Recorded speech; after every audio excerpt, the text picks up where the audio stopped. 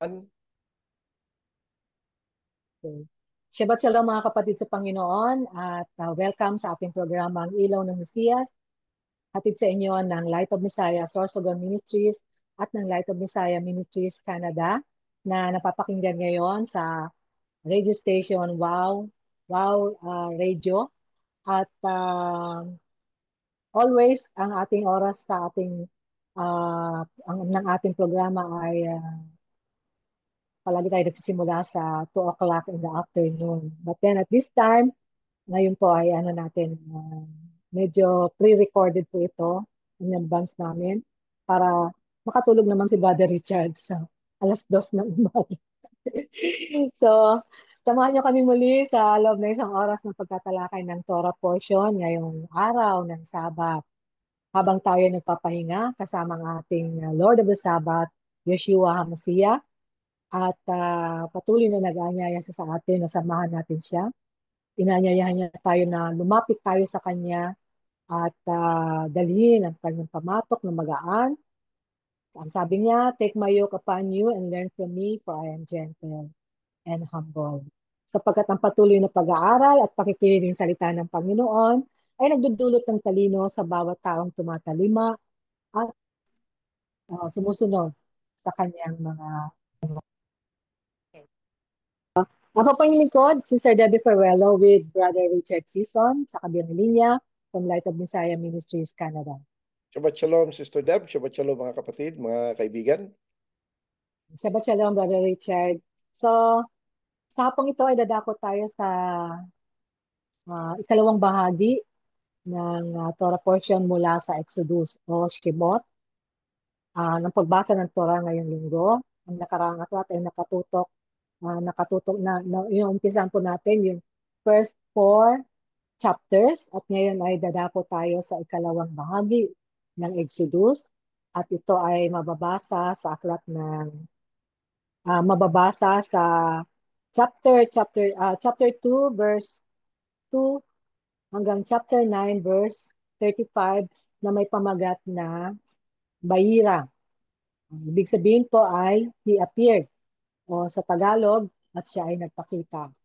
At halo po ito ang pamagat natin ngayon ay halaw sa unang verse ng chapter 6 ng Exodus.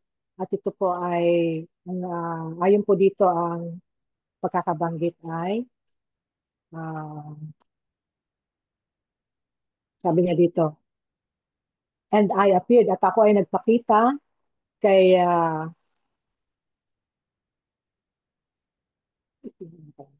and I appeared to Abraham, Isaac, and Jacob bilang Panginoon, God Almighty.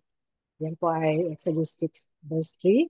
At ang portion na ito ay nagsisimula sa apat na expressions ng redemption o pagliligtas o pagpapalaya sa Israel kung saan ito po ay pinangako niya. Inihayag na niya ito kay Abraham at nangyari na po at pinangako niya kay Israel. Ang narrative progress ng story natin ngayon ay nakatutok po sa pitong first seven na plagues o sumpa ba yun, Brad? O mga sakit na binigay ng Diyos sa Ehipto at alamin natin ang buong kadahilanan. At meron din ako ditong napansin na tungkol sa pagpapatigas niya ng puso ng Pharaoh. At yan po ay natatanungin natin si Brother Richard. Bakit ganon? So, bago tayo mag-start, tayo muna po ay manalangin. Pangunahan tayong Brother Richard. Tayo po ay manalangin. Ama namin na nasa langit, maraming salamat po, Panginoon, sa pagkakataong ito na binigay niyo po sa amin upang muli po kami makapaglingkod sa inyo sa pamamagitan ng radyo.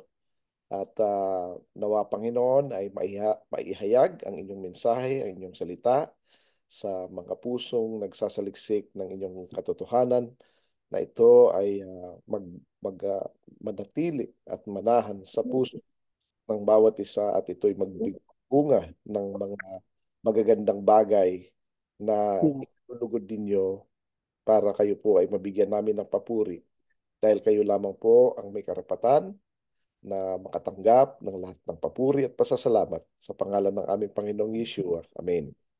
So, Amen. Ira and God appeared. Ito ay sa Exodus chapter 6 verse 2 hanggang chapter 9 verse 35. Ano? So, tulad nga na nabanggit mo, Sister Deb, ito ay may pitong plagues actually. Parang ano to eh. Ang plagues parang pandemic, parang ganun ang dating, parang ano eh. Pandemic na, oo. Yan ang bago, yan ang term. Parang Uh, pangkalahatang pandemic pang sa ano yan, Egypto. sa Ehipto.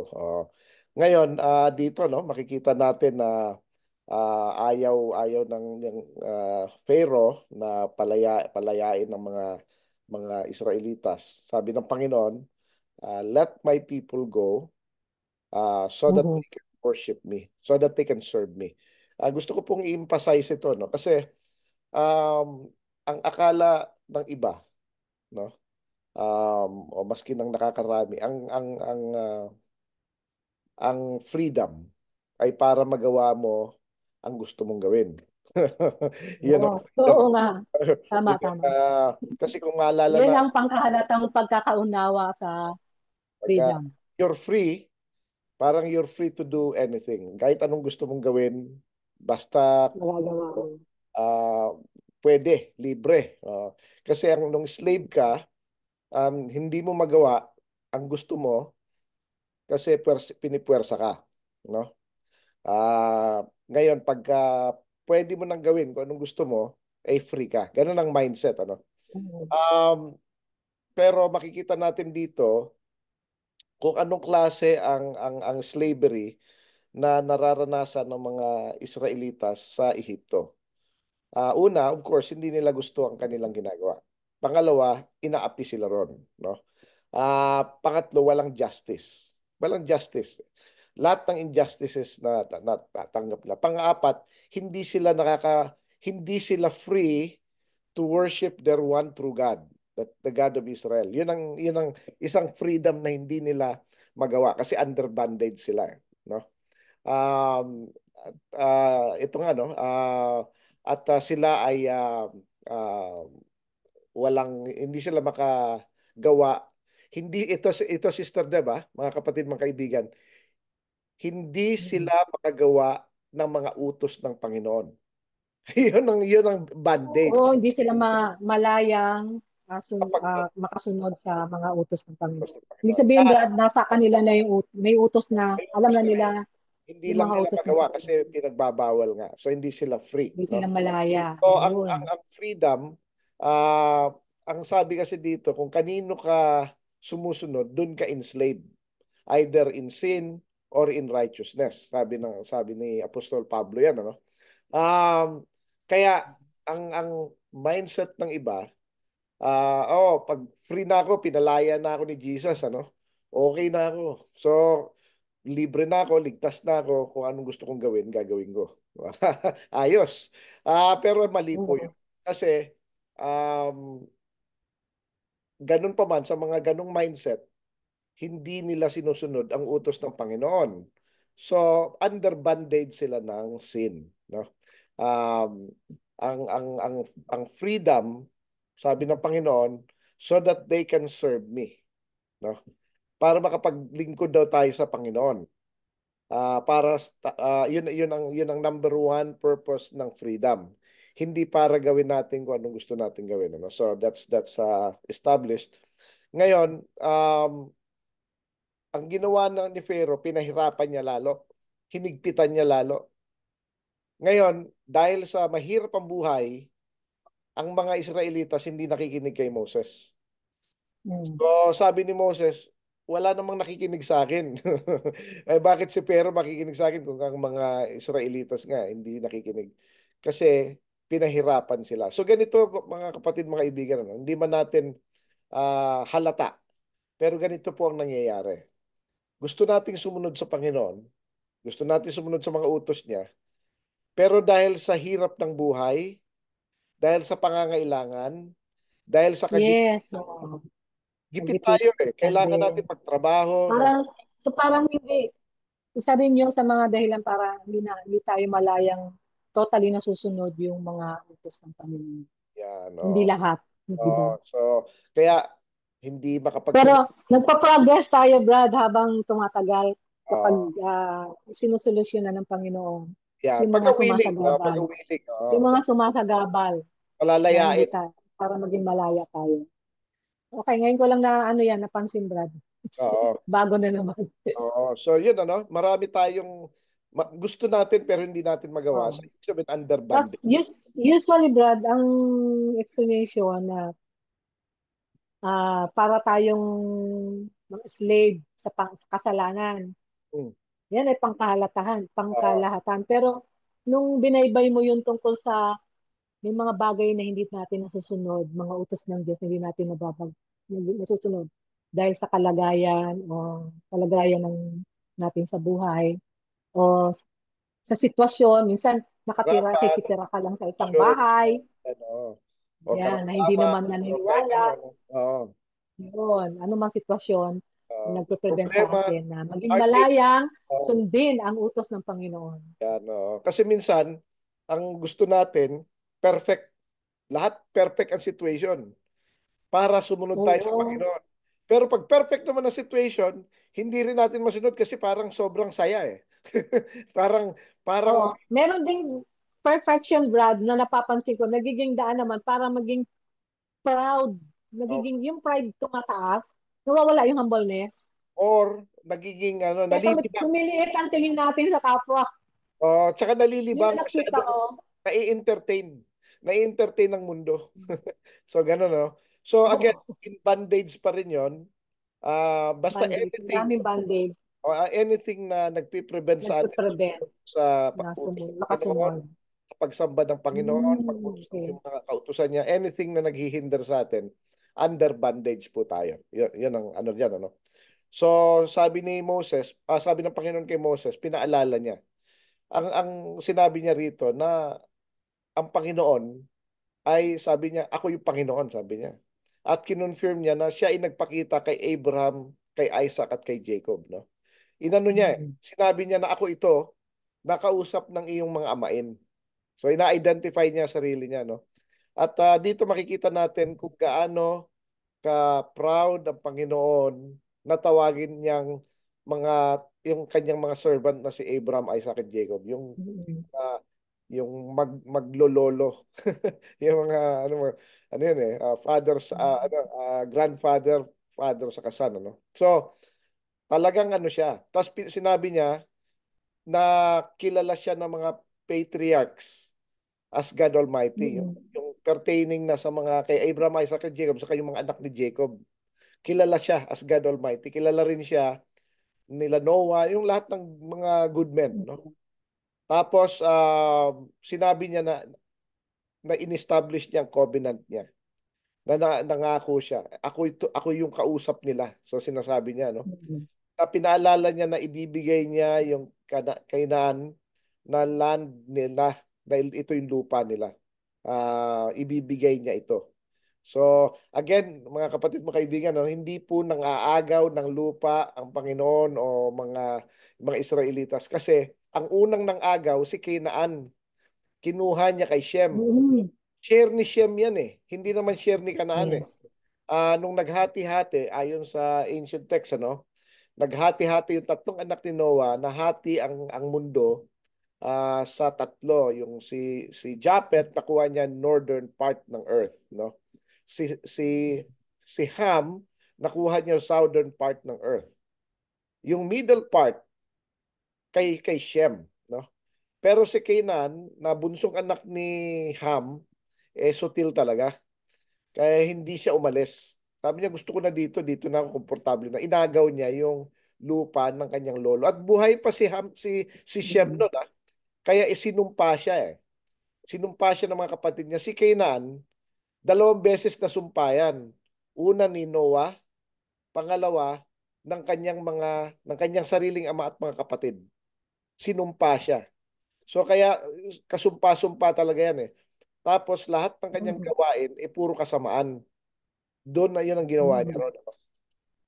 So hindi po nang agaw ang mga anak ni Israel ng lupa. On the other hand, sila ang inagawan. At ganun pa man, binili pa rin ito ni Abraham. Bumili si Abraham, bumili si Isaac ng lupa ron, bumili si Jacob ng lupa ron. So kanila pa rin, no? Ah, Mm. at sinabi ng Panginoon, binigay ko yan sa kanila. So ang Panginoon mismo nagbigay, no? Ngayon dito nakita niya na narinig niya ang hinanaing ng mga anak ni Israel, ano?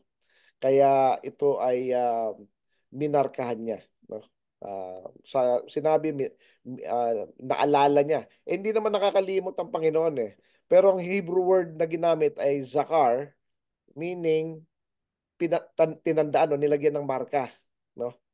So yung kanyang covenant, no? Minarkahan niya yung may mga covenant, no? So dito makikita natin yung seven I wills, ano, ng Panginoon. Actually dito yung Sister Deb, ano, yung first four I will, itong naging basis ng yung four cups sa Passover. Sa Passover may four cups ang Passover, ano. Ang Mm. yung nakikita natin sa gospel, especially yung sa Matthew, sa Mark, saka sa John, Four Gospels. Oo. ano lang yun, yun yung third cup ang binabanggit doon. Kasi cup of promise yun eh. Cup of promise, yun yung covenant, no? Pero yung Book of Luke, yung account ni Luke, dalawa ang binanggit na pag-inom ng wine. Which is yung second cup, which is cup of judgment. Yun yung sinabi ni Yeshua na hindi ako iinom hanggat hindi ako nakakabalik. Hindi ako iinom nito. Pero yung third cup, uminom siya. No? So, yun yung tinatawag na cup of redemption. Ito, ini-emphasize natin to sa Passover, Sister Deb, no? Pero yung pitong Mm. I will, ayon sa mga sages, ano, kaya magiging seven cups ito sa Great Passover. Yung Great Passover of the Lamb. Kaya magiging, instead of four cups, magiging seven cups ito. So yung unang cup, ano, I will bring you out from under the burdens of the Egyptians. Yun ang una, no. So aalisin niya sa bondage ang mga tao sa ano, no. Tapos pangalawa, sa mga Egyptians. Pangalawa, I will rid you out of their bondage. So aalisin sila sa uh, yung pagkakatali or bondage, ano, yung kanila pagkaalipin, ano. Pangatlo, I will redeem you with an outstretched arm and with great judgment. Ito, Sister Deb, gusto kong i-emphasize ito. Dalawa ito eh. It's two-step ito. Yung outstretched arm is symbolism, pero ginawa ito ni Yeshua na literal. Nakaganon siya sa cross, oh. Naka-outstretch ang arm. Oo. So sinabi na niya dito kung paano niya i-redeem through his death in the cross with an outstretched arm. Pero it's a Mm. two-stage process, ano? Una sa cross, pangalawa may great judgment. Kaya sabi niya, I will redeem you with an outstretched arm and great judgment. So, kaya yung final na redemption is actually when he comes back to judge sa Revelation 19, i-judge niya na ang kalaban, yung Lahat. kaya Yung kalaban. kaya Hindi no, pa yung judgment ng lahat ng tao. The hindi living and the dead. hindi yun sis, yung judgment ng Hindi pa. kalaban, Hindi ang pa. judgment ng Okay. kalaban, oo. Kasi yun ang nag-aano ng bandage sa atin eh. Mm. Yung judgment naman sa Great White Throne, yan yung judgment ng mga ginawa ng mga tao.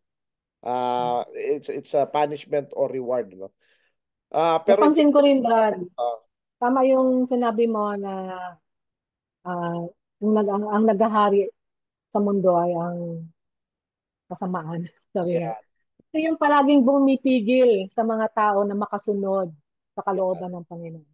yan, Kaya nasa palibot natin yan, nasa media, sa internet, yan, anumang bagay na makikita at mababasa natin doon na lumalabag sa utos ng Panginoon, yun ang nagpapaalipin sa atin kapag di natin sinusunod ang salita ng Panginoon, ang yan. utos niya. So, ang isa pa rito, Sister Deb, ano, makikita natin na sa sa John, sa Gospel ni John, ano, sabi ni John the Baptist, ni Yohanan, ano, Sabi niya, look, the Lamb of God who takes away the sin of the world. Singular. Ang interpretation kasi ng Sin. mga tao rito, Para isa lang. yung mga kasalanan ng mga tao. Ito yung Sins. nag-aalis ng mga kasalanan ng Plural. mga tao. Hindi. Ang who takes away the sin of the world pertaining to the man of sin. Siya Ah, yung aalis aalisin niya yung nagkakos sa yung tao na nagkakos ng man of sin. magkasala. Ito yun. Oo, kasi nga, Oh. talamak siya sa Ah, sa mundo natin. yan, no? Yun ang aalisin niya. Kaya sa Revelation 19 saka 20, ika-capture niya yung man of sin, yung beast, yung first beast saka yung second Oo. beast. Yung first beast ang man of sin, yung second beast yung assistant. Yun yung Oo. false prophet eh. Itatapon niya ng buhay sa lake of fire. Yun ang Panginoon. So, kaya sabi ni John the Baptist, inano na niya, prinopesy niya, look, the Lamb of God who takes away the sin of the world. So, aalisin niya yung nagkukos ng sin, no? Yung man of sin. Ngayon, ang pang-apat I will take you to me for a people. Yan yung kukunin na niya, no? Um, Kaya makikita natin dito, ito yung level ah, ng technically ng salvation eh. Ito yung stages ng salvation natin ano. Tapos number 5, I will be to you a God and you shall know that I am the Lord your God. So, iyon ang panglimang cup. So makikilala na siya natin ano. Tapos pang-anim, I will bring you into the land I did swear to Abraham, Isaac, and Jacob. So, dadalhin niya tayo sa land, sa promised land, hindi sa heaven, hindi sa kung saan man, ano, kundi Oo. sa promised land. Tapos, uh, ibibigay niya ito sa atin for a heritage. No? So, ibig sabihin, magpakailan pa man na yan. Ito yung level ng stages ng salvation natin. Ano? So, makikita natin na kapag tayo sumunod sa Panginoon, ito yung mangyayari, no? Aalisin tayo sa burden ng mga Egyptian o ng mundo, no? Iaalisin tayo sa ating pagka bondage, sa pagkaalipin natin, pagka ano, no? Tapos ililigtas niya tayo, no? Tapos kukunin niya tayo, i-adapt niya tayo as his people, no? Tapos makikilala natin siya. Tapos, dadalhin niya tayo doon sa lupa na ipinangako niya kay Abraham, Isaac, and Jacob, no? Tapos, magiging heritage na natin ito, or inheritance natin. So, ito yung mga, ano natin, ano, uh, mga stages ng ating kaligtasan, no? Ngayon, mapapag-usapan din natin dito sa portion na to, kung nabasa na po natin ang Exodus chapter Oo. 6 verse 2 hanggang chapter 9 verse 35, no? May mga certain ano rito na um, mga certain things na mag-a-appear din later on sa end Oo. times, no?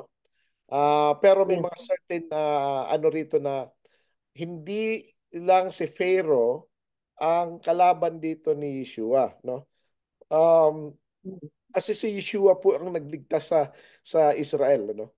Si Yeshua po Yes. mismo ang nagano, no? Ang nag So, mali yung Brad, yung mali yung naririnig ko na tinuturo ng ibang mga preacher na parang inayawan na ng Panginoon ng Israel at pinalitan na ng church.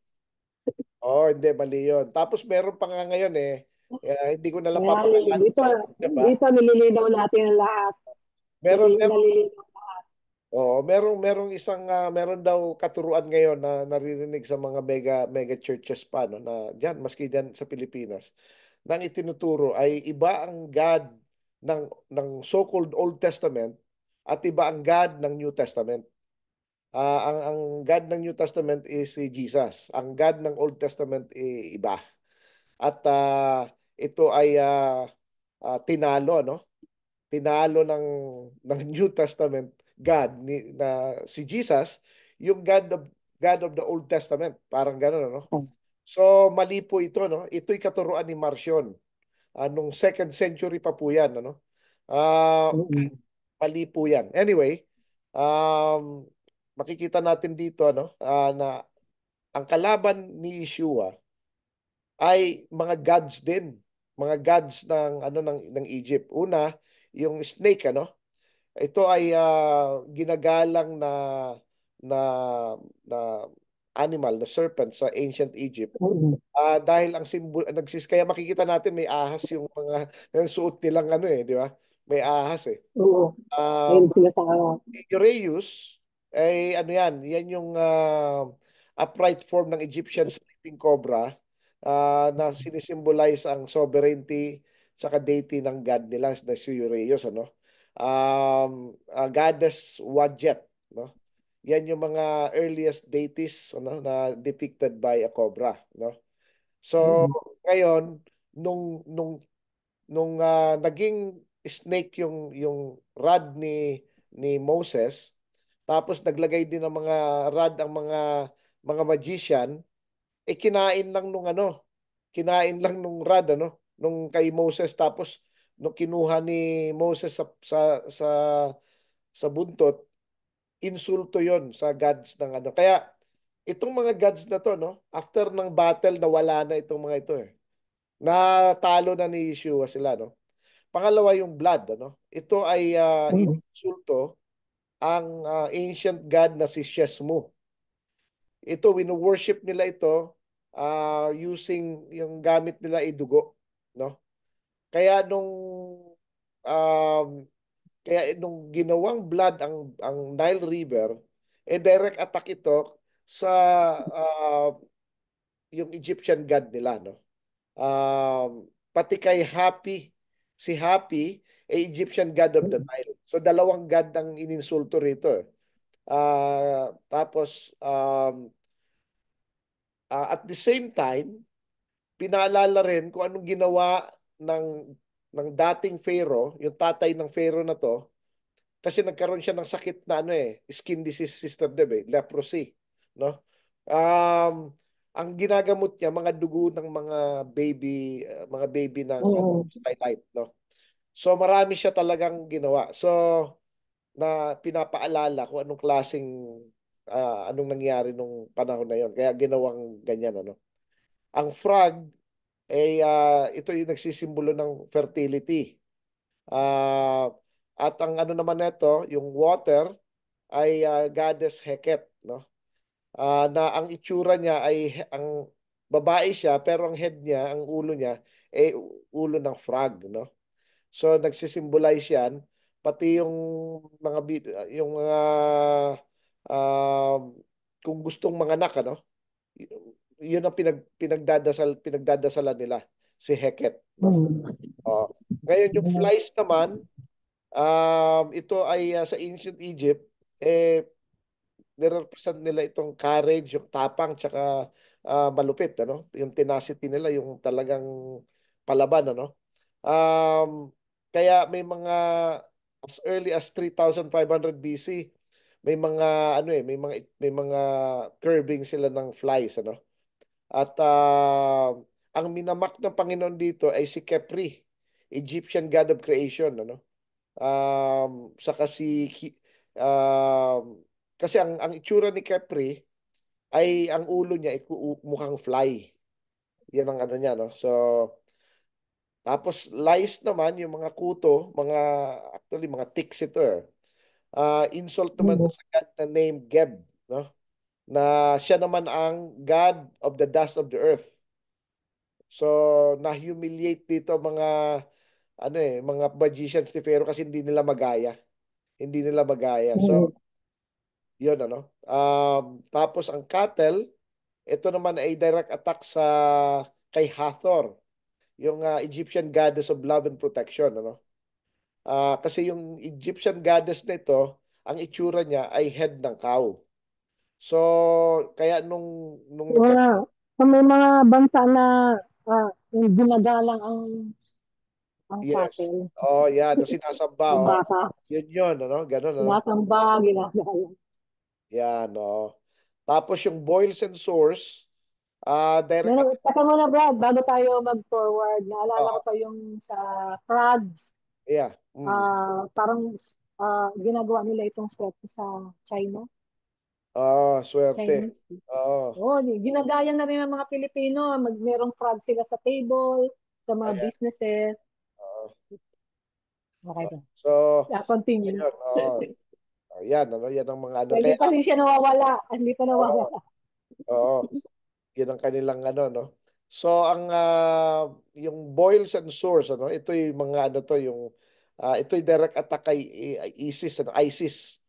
ISIS. Egyptian goddess of medicine and peace, ano. Ito, ano to eh. Ito lang yung unannounced Sister Deb na ano eh, na pandemic eh. Boils and sores eh. Hmm. Kasi Na karamihan, pandemic ang Egypt. nagbibigay ng warning si Moses.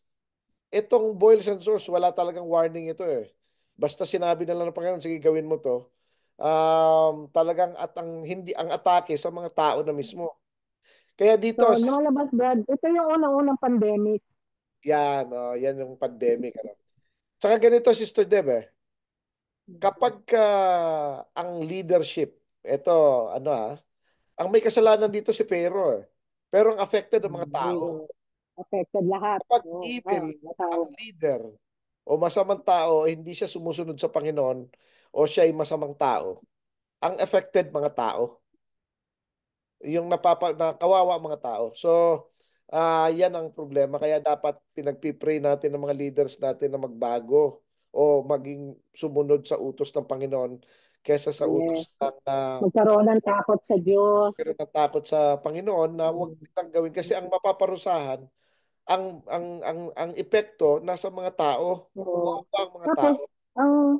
ang pinaka ano pa doon, pag may takot ka sa Panginoon, ah, ma- marunong ka rin magmahal sa kapwa mo. Kasi Yan, kailangan yun, isa yun sa requirements ng Panginoon, mahalin mo ang kapwa mo. yan, Kung no? mahal mo ang tao na nasa sakupan mo, Yan, ah, yun din ang tanda na may takot ka sa Diyos. yan, no? Tapos yung hail naman, ano? Itong hail, ah, Weather naman, weather. pinatay niya yung mga, di ba Climate, maraming namatay ng mga cattle dahil nga sa plague ng mga cattle. thunder. So, nagkaroon sila ng parang, parang, kumbagay, parang mad cow disease. Parang gano'n, ano? Ah, Oo. Um, o, hindi yung mouse, hail. gano'n, ano? Oo, Iba pa yung hail. kaya nga, yung mga natitira pang buhay na baka, namatay dahil sa hail. Talagang May wala natitira na pa tumira. sana. Oh, Kasi pero ano lang naman, sakit sa balat. pero protected ang mga Israelites ha, yung mga Oo. nasa area ng Israel hindi sila hindi sila affected. Kaya dito ang judgment ng Panginoon laging nakahiwalay ang mga taong sumusunod sa kanya.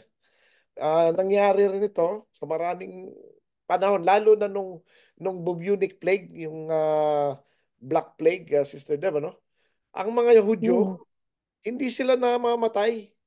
Meron man konti lang siguro. Pero karamihan sa kanila, hindi affected. Kaya ang ginagawa, pinapatay sila kasi ng mga tao dahil akala nila Sila ang, naaso nila yung mga well.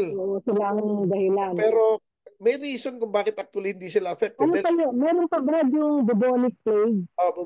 bubonic plague. Oo, yun yun. Oo. So, Yun na yun. yun, wala, kasi ganito eh. Pag may sakit, di ba, utos sa Torah, pag may sakit ka, humiwalay May ka. iwalay. Yung mga tao Tapos nun, malinis may sakit palagi. sama-sama Hugas pa ng rin. kamay. Sama-sama sila. So, patay sila lahat. Diba? So, yung paghuhugas ng kamay, utos pa rin yun ng Diyos. Oo, dapat maging malinis ka eh. Lutusan sila hugas ng kamay. Yan, oh. Tradition naman yon.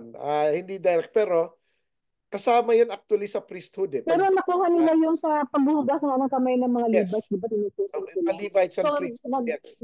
na-adapt na nila yung kalinisan. Yeah, kasi remember, ang mga Israelites, they function as priests in the world eh. Yun ang ano ron, yun ang Yes. function nila Kaya pala supposedly. nabanggit yun sa Messianic writing, Oh, sa yeah. They will Book of become priest Romans, ay of, hindi, priest of God. Kings and priest of God. Hebrews. Yeah, Uh, Hebrews. yan. So ito yung Who mga ano, are oh, the priests. priests, kings and priests. Nabanggit They din niya will sa be Book of priests. Revelation. Pero actually nabanggit din niya sa Mm. Exodus nung So, sabi niya, halos parang halos lahat nagiging priest kapag na susunod na yung utos ng Panginoon. ano, Naging kasi napaperfect na. kaya pag tayo sumusunod sa utos ng Panginoon, we act as priest of God. Kaya pinagpipray. Mm. Kaya minsan lalapit sa Oo. atin tao, pag pray mo naman ako, brad, sis, ganito. Yes, yes, tama yan, Brad. Pinagpipray natin sila Tapos, hindi minsan tayo. nagtatanong sila, utos ba to ng Diyos? Minsan, Ano, ikaw ang consultation, nagtatanong sila. nakakatuwa ako sa gano'n. Tama ba to yung, masama ba to o tama? Nagko-confirm. Tapos pag may sakit, pag pipray, Yes. pag So, ano, hindi sasabihin mo kung ano yung verse, sabi ng Panginoon sa ganito, yun. yan, Kaya kagaya din ng ng dietary commandments yan, na minsan nabanggit ayo, hindi ako makain yan kasi ang hindi dahil sa bawal sa akin kundi usos ng Diyos. yan. Pero pag sinabi ng doktor, binabawal na ng Diyos yung mga unclean food sa mga may sakit, sinusunod. Kaya nga eh. Medyo bias yung mga tao. Pero utos pala yan Bible, ng Diyos. pag Patagal Bible na. nagsabi, all foods are clean. Pero pag may sakit na, sunod na sa doktor. Sabi ng doktor, Pero huwag yung kainin. payo ng doktor galing sa biblical na clean foods. Kaya Bawal yung mga simula pa lang sana, hipon, huwag nang gagawin. mga walang kaliskis, yan. Tapos meron pa, Brad. Bago tayo magpatuloy, may napansin lang ako. Hmm. Yung nabanggit ko kanina na ah, nagkakaunawa ko noon ay bakit pinatigas ng Diyos yung puso ni Pero. Mhm. Ang pinaka-dahilan pala noon na napansin ko, gusto niyang, hindi dahil gusto niyang maging matigas ang ulo ni Pero, wag talaga payagan, kundi para maisagawa niya yung mga plagues na ito at maipahayag niya kung mas makapangyarihan siya sa mga Diyos-Diyosa ng Ehipto. Yan. Pag tiningnan natin maigi actually, nauna nang pinatigas ni Pharaoh ang puso niya. Hmm. Paalala natin, may time pa na sumuko na siya. Sabi niya, suko na ako talagang ano na, ang Panginoon na talaga, ang Panginoon yung totoong Panginoon talaga. Alisin mo lang to, susunod na ako. Nung inalis, hindi naman niya ginawa. So Hmm. ngayon, ang ginawa ng Panginoon, hinayaan niya, binigay na niya ang kagustuhan ng pero na gusto mo patigasin ang puso mo? O sige, patigasin na lang natin ang puso mo. Yun. Ganun yun eh. At Oo. nabasa ko yung verse sa Exodus 12, 12, verse Ah, 12. ah, Pagkasabi niya, against all the gods of Egypt, I will execute judgment. I yan. am the Lord. Ibig Yeah. sabihin, ito ay laban na sa mga Diyos-Diyosan niyo. Dahil Lagi ako ang talagang totoong ganon. Diyos. Ang laban naman talaga ay hindi lang sa physical, kundi may spiritual battle eh. Kaya Hmm. hindi lang yung physical lang nakikita natin. Tayo as human being, Papatunayan niya. very physical lang. Pero mapapapansin mo kung open talagang eyes mo, may spiritual battle. Um, Maski dito sa amin, Sister Deb, Hmm. kita mo hanggang ngayon, di pa rin kami makabalik sa shul. Laging may something and laging, pero ang Palagi may iba naman dahilan. ay nananaig din naman. So, Ah. katulad dun last week, nag-try kaming, hindi pa, dapat makakabalik na kami na shul, hindi biglang tinigil na naman. So, mabuti na lang may nag-open na community center na malapit sa shul. Hmm. Ngayon, wala na sarado, wala fully booked na ulit. Pero mabuti naman makakabalik na kami bukas sa shul. So, kahit hindi pa kumpleto, at least makakagather, no? Makakagather ang mga Hmm. kapatiran para kasi hindi pwedeng laging ganito na lang. So, pero mararamdaman mo na mayroon talagang spiritual battle eh. Hindi siya Hmm. basta physical lang eh. Yan ang ano, no? Kaya yan, makikita natin na Oo. dito, no, Sister Deb, makikita natin. By the way, I encourage everyone na aralin itong parsya na ito kasi may connection ito sa Sa future. picture. Ito yung mangyayari ulit, no? At yung paghihirap ng ng mga tao ng Panginoon ay mangyayari ulit ito, no?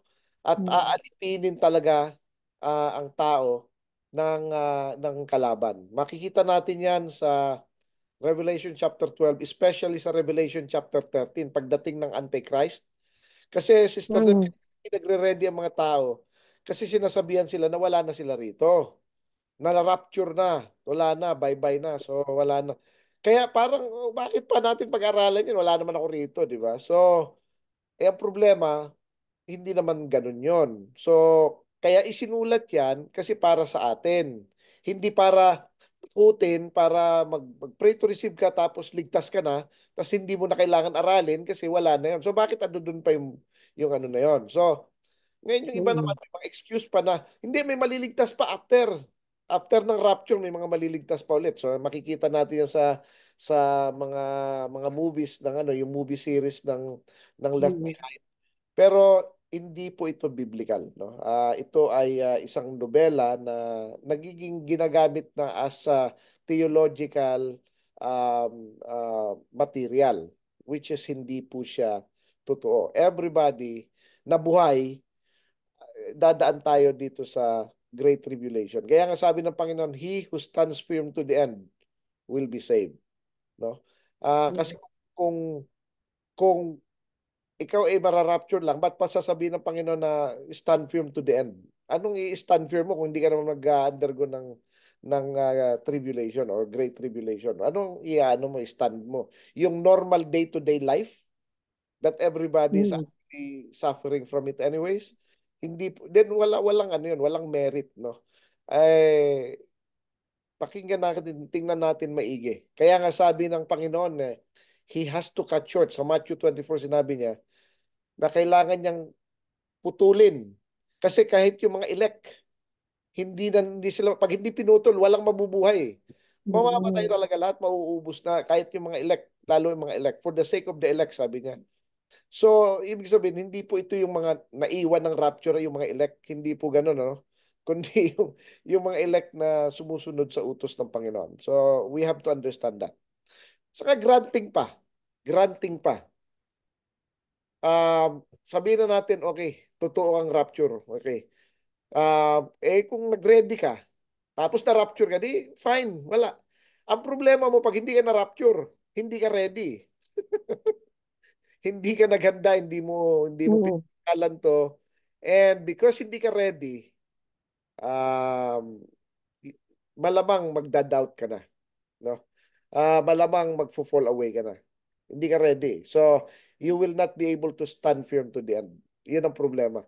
So everybody, lahat ng tao, maski ang Panginoong Yeshua, maski ang kanyang mga disipulos, lahat ng mga tao ng Panginoon ay nagsuffer ng great persecution and great trials and tribulation. Walang dahilan bakit ang 21st century believers, so-called believers, na malamig pa sa ano, 'di ba? Yung hindi katulad ng pagmamahal ng mga ancient believers. Bakit Mm. naman sila pa yung pinagpala na hindi man lang makakaranas ng kahirapan, 'di ba? Pero naniniwala ako, Brad, na maraming Christians ang mahal na mahal ang Panginoon. Kaya lang, ayaw lang nilang i-improve yung kanilang pag-unawa sa katotohanan ng Eh, Torah. Ganito kasi yung system. Nakatutok lang sila sa New Testament. Mahal nila ang Panginoon pero Sa hindi sarili nilang paraan, sa sa sarili nilang paraanan na paraan. tinuro sa kanila. Sabi ng Mm. Panginoon, if you love me, keep my commandments. Kasi ganito yun eh. Isa lang ang, Yung language of love o yung ano ng kung paano mo gusto kang mahalin, yun ang ano, no? mm, Kung halimbawa ang gusto ng tao maging kind ka, maging mabait ka pero ikaw napakasungit, grabe magsalita pero bigay ng pera, di ba?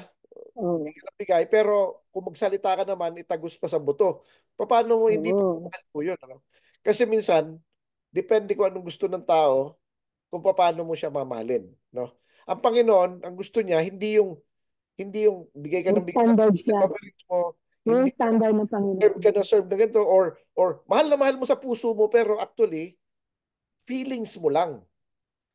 Yeah. Feelings mo lang. Pag sinabi ng sumunod ka sa utos sa Panginoon, hindi, done away with na yan eh. Ayaw mong sumunod Yeah. eh. Oh, so hindi mo talaga mahal ang Panginoon. Yung sabihin, yung pagmamahal na sa sarili nilang kaparaanan, o Yan. yung tanggap lang ng tanggap ng mga teachings na hindi sila personally na pinag-aaralan ang salita ng Panginoon, ang Torah. Lalo na ang Torah. Kaya, nandito tayo, Brad, para patuloy na ulit-ulitin yung mga habilin sa atin ng Panginoon, ang Correct. kahalagahan ng pagsunod sa Panginoon. Kaya sabi niya John 14:15, if you love me, keep my commandments. Tandaan po natin, Mm. si Yeshua ay nag-i-exist mula noong panahon pa before the foundation of the world, no? Siya ay Mm. buhay na noon pa, hindi lang siya nung pinanganak sa no, nung 2000 years ago. No? Buhay na siya noon pa. Si Moses, ang kausap ni Moses, si Yeshua. Kaya ang nagbigay ng Ten Commandments kay Moses ay si Yeshua. Ang nagbigay ng Torah kay Moses ay si Yeshua. So therefore, yung commandments na binabanggit ni Yeshua sa John 14:15 yung Torah. Torah pa rin. Hindi lang Wala yung, naman hindi silang, lang yung wala sa New naman yung Testament. testament noong panahon nila. Oh. Kaya nga wala pa nga New Testament nun eh. Kapag meron to, Brad, napansin ko rin sa chapter 6:28, yung pagsunod ni Moses at ni Aaron sa mga commandments ng Panginoon, kung ano yung mga gagawin nila, naging daan din yung para maging ma-accomplish o ma-implement yung plano ng Panginoon na ipahayag sa Egypto, sa Israelites at sa buong mundo ang Yan. kapangyarihan niya, ang pagbibigay ng mga plagues na ito at kung paano niya pinagaling Mm. yung kung paano rin niya inalis. Binigay niya, siya nagbigay, siya rin ng inalis din niya. Yan. So, Oh. pagpapatunay na siya lang talaga ang totoong Diyos at wala Yan. nang iba. Oo. Kaya dito, Sister Deb, ano, makikita natin dito na yung mga Diyos-Diyosan ng mga mundo, no, ay walang match sa totoong Panginoon ng Israel, no. Mm. Yung mga iba nagtitiwala sa mundo, no?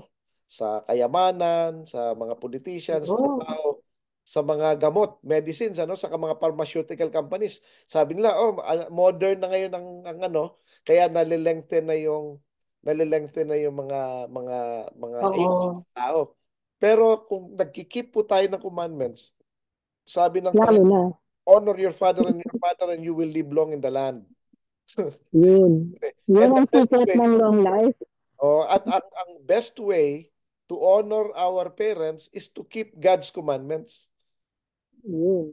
Yun eh. So, anong commandment niya? Una, commandment niya, huwag kang kakain ng mga ano eh, ng mga pagkain di dapat kain. Actually, yan ang unang yan ang isa sa mga unang commandments sa Genesis, yung do not eat Kay the Adam and Eve. Yeah.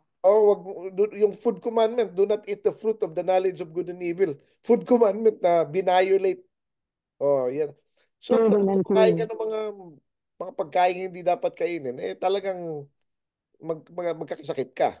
Tapos plus Balik yung tayo dun, Brad, sa sinabi mo na yung commandments para sa honor your parents. Maraming maraming mga pamilya din naman na nagkaroon ng mga magulang na halos hirap na hirap ang mga anak na mahalin ang kanilang parents sa i-honor. But then, nandun pa rin yung commandments ng Panginoon, love your enemies. So, kaya pag nga, hindi natin enemy ang ating parents, hindi pa rin natin sila sisiraan, hindi pa rin natin sila gagantihan ng masama. Hindi, kapag nangangailangan, mag-provide tayo. Kasi, ah, sabi nga, magbigay daw tayo kapag may nauuhaw, painumin, kapag nagugutom, pakainin. So, pwede natin i-apply pa rin yun sa ating parents, lalo kung tayo ay nagkakaroon ng hatred. ganito, ganito Yung ano kasi, paglaki, yung mga ganito, reasons. Yeah. ganito yun ano. ang obedience natin, our Sa obedience is not Panginoon. dependent Yes. on the obedience of others. Hindi sinabi Mm. ng Panginoon na love your parents who are good to you or honor your parents who Yes. are good to you. Ang sinabi doon, Yes. honor your father and Lahat. your mother and you will live long in the land. Walang connection, mabuti sila o masama, i-honor. Mabuti o masama. Yes.